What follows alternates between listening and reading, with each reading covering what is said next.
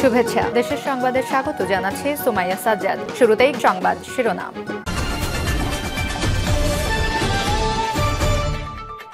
জামায়াত কেন বাংলাদেশে টিকে থাকবে জানালেন রেজা কিবরিয়া। এরপর জানিয়ে দেব, একটি ইস্যু দিয়ে সম্পর্ক মূল্যায়ন করা যাবে না বলছেন ভারতীয় হাই কমিশনার।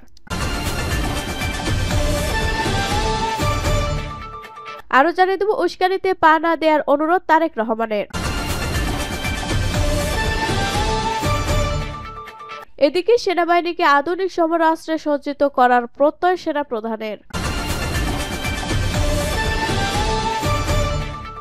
এবং সর্বশেষ জানিয়ে দেব, গোপালগঞ্জে 2 ইউনিয়নবাসী সংঘর্ষে আহত অর্ধশত। শিরোনাম শুনলেন, এখন বিস্তারিত। তবে তার আগে ভিডিওটিতে একটি লাইক, কমেন্ট, শেয়ার করে সবাইকে দেখার সুযোগ করে দিতে বিশেষ অনুরোধ রইল। জামায়াত কেন বাংলাদেশে টিকে থাকবে জানালেন রেজা কিবরিয়া। সাবেক অর্থমন্ত্রী শাহ এএমএস কিবরিয়ার ছেলে ডক্টর রেজা কিবরিয়া বলেছেন, বিএনপি সম্পর্কে কিছু বলতে চায় না, তবে জামায়াত সম্পর্কে কিছু বলতে রাজি আছি, কারণ তারা অন্তত শক্তিশালী দল। তাদেরকে খুব কাছ থেকে দেখার সুযোগ হয়েছে, বিশেষ করে সারা দেশের গ্রামে গঞ্জে কিভাবে গত 17 বছর তাদের ওপর অত্যাচার করেছে আওয়ামী লীগ। তারপরও তারা দলকে জাপটে ধরে আছে। এ ধরনের দল তো বাংলাদেশে টিকে থাকবেই। ইতোমধ্যে তারা শক্তিশালী অবস্থান করে নিয়েছে। আগামী নির্বাচনে জামায়াতকে একটা ভালো অবস্থানে নিয়ে যেতে পারবে তাদের কর্মীরা। সম্প্রতি যুগান্তরকে দেয়া একান্ত সাক্ষাৎকারে এসব কথা বলেন রেজা কিবরিয়া। তারেক রহমান দেশের প্রধানমন্ত্রী হলে সেটাকে কিভাবে দেখেন, এমন প্রশ্ন উত্তর রেজা কিবরিয়া বলেন, এটা অবাক হওয়ার কিছু নেই। জনগণ যেটা চায় সেটা হবে। যারা গণতান্ত্রিক প্রক্রিয়াকে বিশ্বাস করে তাদের আপত্তি থাকার কথা নয়। বেগম খালেদা জিয়াকে নিয়ে আপনার মূল্যায়ন কি? ওনাকে আমি অনেক সম্মান করি। তিনি একজন অন্তত সাহসী নারী। সব ধরনের অত্যাচার তিনি সহ্য করতে পারেন। এত অত্যাচারের পরও তিনি দেশ ছেড়ে যাননি। এত সাহসী নারী বাংলাদেশের ইতিহাসে আর দ্বিতীয় দেখতে পায় না। আগামী নির্বাচনে অংশ নেবেন কিনা এমন প্রশ্নের জবাবে রেজা কিবরিয়া বলেন, আগামী নির্বাচনে অংশ নেব। নবীগঞ্জ উপজেলা ও বহুবল উপজেলা নিয়ে গঠিত হবিগঞ্জ 1 আসন থেকে নির্বাচন করব। আমার বাবার খুব ইচ্ছা ছিল এই আসন থেকে সংসদ সদস্য হওয়ার। সেই ইচ্ছাটা আমি পূরণ করতে চাই। একটি ইস্যু দিয়ে সম্পর্ক মূল্যায়ন করা যাবে না বলছেন ভারতীয় হাই কমিশনার। কোন নির্দিষ্ট একটি ইস্যু দিয়ে বাংলাদেশ ও ভারতের সম্পর্ক মূল্যায়ন করা যাবে না বলে মনে করেন ভারতীয় হাই কমিশনার প্রণয় ভার্মা। মঙ্গলবার 3 ডিসেম্বর বিকেলে তলবের প্রেক্ষাপটে পররাষ্ট্র মন্ত্রণালয়ে যান তিনি। ভারপ্রাপ্ত পররাষ্ট্র সচিব এম রিয়াজ হামিদুল্লাহর দপ্তরে তাকে তলব করা হয়। পরে সাংবাদিকদের প্রশ্নের জবাবে হাই কমিশনার একথা বলেন। প্রণয় ভার্মা বলেন, আমরা আমাদের আলোচনা চলমান রাখবো। আজকে বৈঠক তেমনই একটি বিষয়। আমাদের বিস্তৃত সম্পর্ক রয়েছে, পারস্পরিক স্বার্থ সংশ্লিষ্ট সম্পর্ক রয়েছে। আমরা একটি ইস্যু দিয়ে সেটি মূল্যায়ন করতে পারবো না। আমাদের পরস্পর নির্ভর বিষয় রয়েছে, যেটি দুদেশের জন্যই গুরুত্বপূর্ণ। হাই কমিশনার আরো বলেন, সর্বশেষ 2 মাসে আমাদের পরস্পর সহযোগিতার জন্য ইতিবাচক কিছু উন্নয়ন হয়েছে। আমাদের অনেক ইতিবাচক বিষয় রয়েছে। আমরা অন্তর্বর্তী সরকারের সঙ্গে কাজ করে যাচ্ছি। আমরা সামনে অর্থনীতি সহ বিভিন্ন ক্ষেত্রে একসঙ্গে কাজ করে যাব।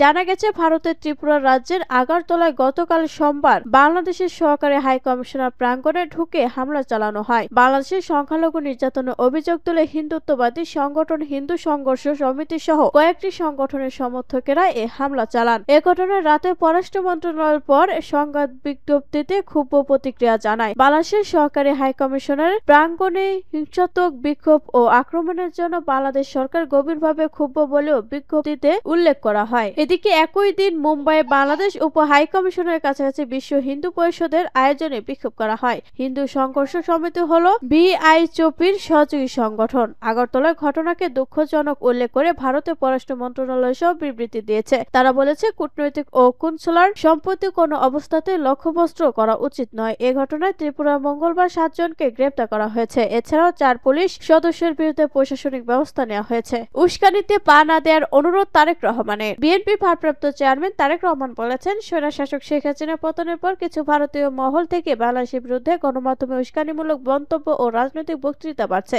যা ভুল তথ্য ভরা। আর সেসব অপপ্রচারের ক্রমাগত বাংলাদেশ বিরোধী মনোভাবকে উস্কে দিচ্ছে। বাংলাদেশিদের সর্বোচ্চ সংযম প্রদর্শন এবং উস্কানিতে পা না দেওয়ার অনুরোধ জানিয়ে তারেক রহমান বলেন, বাংলাদেশ অনেক চ্যালেঞ্জের সম্মুখীন, কিন্তু আমরা ধর্মীয় সম্প্রীতি ও আঞ্চলিক সার্বভৌমত্ব বজায় রেখেছিলাম, যা ভবিষ্যতেও রাখা হবে, যেখানে জাতি, বর্ণ, ধর্ম নির্বিশেষে প্রতিটি নাগরিকের অধিকার ও স্বাধীনতা সুরক্ষিত থাকবে। তিনি বলেন, অপপ্রচার প্রভাবে সর্বশেষ আগরতলায় বাংলাদেশের সহকারী হাইকমিশনে হামলা হয়েছে। এমন ঘটনা প্রতিবেশীদের মধ্যে বিভাজন ও বিভেদ সৃষ্টি করে। বিএনপির ভারপ্রাপ্ত চেয়ারম্যান আন্তর্জাতিক স্টেক হোল্ডারদের অবশ্যই স্বীকার করবেন যে প্রায় 20 কোটি জনসংখ্যার অস্থিতিশীল বাংলাদেশ তারা দেখতে চান না। তারেক রহমান তার স্ট্যাটাসে আরো লেখেন, হাসিনা ক্ষমতাচ্যুত হওয়ার কারণ কি, তিনি ভারতে পালিয়ে যাওয়ার পর দেশে বাংলাদেশে কি ঘটছে এবং কোন বিশেষ ব্যক্তি বা রাজনৈতিক দলের বাহিরে গিয়ে বাংলাদেশ ও ভারতের মধ্যে জনগণের মধ্যে সম্পর্ক উপস্থাপন করা কেন অপরিহার্য তা বস্তুনিষ্ঠভাবে বোঝা গুরুত্বপূর্ণ। সেনাবাহিনীকে আধুনিক সমরাস্ত্রে সজ্জিত করার প্রত্যয় সেনাপ্রধানের। সেনাবাহিনীকে একটি প্রশিক্ষিত, সুশৃঙ্খল এবং আধুনিক সমরাস্ত্রে সজ্জিত বাহিনী হিসেবে গড়ে তোলার প্রত্যয় ব্যক্ত করেছেন সেনাবাহিনীর প্রধান জেনারেল ওয়াকারুজ্জামান। প্রশিক্ষণ সমাপনকারী ক্যাডারদের উদ্দেশ্যে তিনি বলেছেন, শপথ গ্রহণের মধ্য দিয়ে সদ্য কমিশন প্রাপ্ত কর্মকর্তাদের ওপর দেশের স্বাধীনতা ও সার্বভৌমত্ব রক্ষার পবিত্র দায়িত্ব ন্যায্য হলো। সেনাবাহিনীর প্রধান মনোজ্ঞ কুচকাওয়াজ পরিদর্শন ও প্যারেডের অভিভাবক গ্রহণ করেন। পাশাপাশি তিনি কৃতি ক্যাডারদের মাঝে পুরস্কার বিতরণ করেন। এরপর সেনাপ্রধান মনোমুগ্ধকর কুচকাওয়াজ প্রদর্শনের জন্য একাডেমির কমান্ডেন্ট, সংশ্লিষ্ট সব অফিসার, জিএসি, এনএসি, সৈনিক এবং অসামরিক কর্মকর্তা কর্মচারীদের আন্তরিক ধন্যবাদ জানান। দীর্ঘ 3 বছরের কঠোর সামরিক প্রশিক্ষণ শেষে এই মনোজ্ঞ কুচকাওয়াজের মাধ্যমে 87 বিএমএ দীর্ঘমেয়াদী কোর্সের মোট 213 জন অফিসার ক্যাডেট এবং 59 বিএমএ স্পেশাল কোর্সের 14 জন অফিসার ক্যাডেট ও 4 জন ট্রেনিং কর্মকর্তা বাংলাদেশ বাহিনীতে কমিশন লাভ করেন। বাংলাদেশ সেনাবাহিনীতে কমিশন প্রাপ্ত অফিসারদের মধ্যে 207 জন পুরুষ ও 24 জন নারী কর্মকর্তা রয়েছেন। Battalion senior under officer Abdullah Al Arafat 87 BMA দীর্ঘমেয়াদী কোর্সের সেরা ক্যাডেট হিসেবে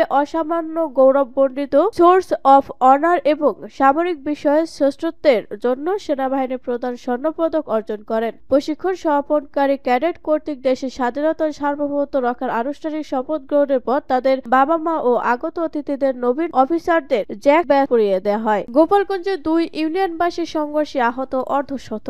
গোপালগঞ্জের মকসুদপুর উপজেলার মহারাজপুর ইউনিয়ন পরিষদের পাশে বনগ্রাম বাজার এলাকায় সরকারি জায়গা দখলে নিয়ে দোকানঘর নির্মাণকে কেন্দ্র করে মহারাজপুর ও মুঞ্জা ইউনিয়নবাসীর মধ্যে সংঘর্ষ, অর্ধশতাধিক লোক আহত হয়েছে। 5 ঘণ্টাব্যাপী ধাওয়া-পাল্টা ধাওয়া ও সংঘর্ষে বনগ্রাম, আকন্দিয়া ও এর আশপাশ এলাকায় রণক্ষেত্রে পরিণত হয়। পরে আইনশৃঙ্খলা বাহিনীর সদস্যরা গিয়ে পরিস্থিতি নিয়ন্ত্রণে আনে। এলাকাবাসী জানায়, মহারাজপুর ইউনিয়নের বনগ্রাম বাজার এলাকায় পাশের ইউনিয়ন মুঞ্জার আকন্দিয়া গ্রামের শওকত শিকদার ও তার লোকজন জোর করে দোকানঘর তুলতে গেলে মহারাজপুর ইউনিয়নের লোকজন বাধা দেয়। এতে উভয় পক্ষের মধ্যে ধাওয়া-পাল্টা ধাওয়া ও এক পর্যায়ে 2 ইউনিয়নের ব্যাপী সংঘর্ষ ছড়িয়ে পড়ে। মঙ্গলবার 3 ডিসেম্বর সকাল 9টায় এই 2 ইউনিয়নের লোকজন দেশীয় অস্ত্রশস্ত্র নিয়ে সংঘর্ষে লিপ্ত হয়। পুলিশ ঘটনাস্থলে গিয়ে পরিস্থিতি নিয়ন্ত্রণে নেওয়ার চেষ্টা চালালেও উভয় পক্ষ তাদের সংঘর্ষ চালিয়ে যায়। পরে আইন শৃঙ্খলা বাহিনীর অতিরিক্ত সদস্য গিয়ে পরিস্থিতি নিয়ন্ত্রণে আনে। আহত অন্তত 40 জনকে ফরিদপুর মেডিকেল কলেজ হাসপাতাল, মকসুদপুর হাসপাতাল এবং মাদারীপুরের রাজের হাসপাতাল চিকিৎসার জন্য ভর্তি করা হয়েছে।